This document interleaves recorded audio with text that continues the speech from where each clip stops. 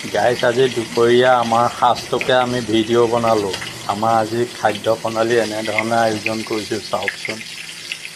এয়া লোকেল মাছ ভাজি আছোঁ, এয়া জাতিলাও বাৰীতে হোৱা তাক কাটি লোৱা হৈছে, আৰু এয়া আমি কণ বিলাহী লৈ আহিলোঁ।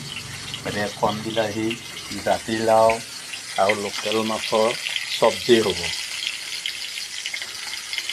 কেনেকুৱা হয় নাজানো, বেয়া হ'ব নালাগে বাৰু, ভালেই হ'ব লাগে।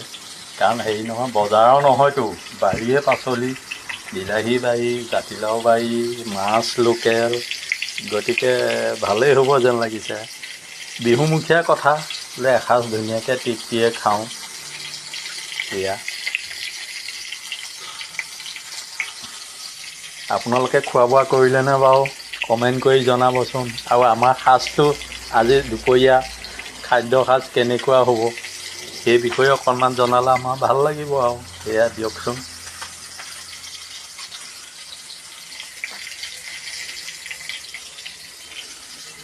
আৰু বিলাহীটো আমি খাব লাগে। বিলাহীটো খালে কি হয়, আমাৰ ৰক্তহীনতা দূৰ হয়, তাৰমানে স্বাস্থ্য শক্তিবৰ্ধিত হয়। গতিকে আমি সুস্বাস্থ্য ল'বলৈ হ'লে বিলাহী অতিকৈ প্ৰয়োজন। সেই হেতুকে আমি ভিডিঅ'টো আপোনালোকৰ লগত শ্বেয়াৰ কৰিছোঁ। ইয়াৰ মৰেলটো হ'ল,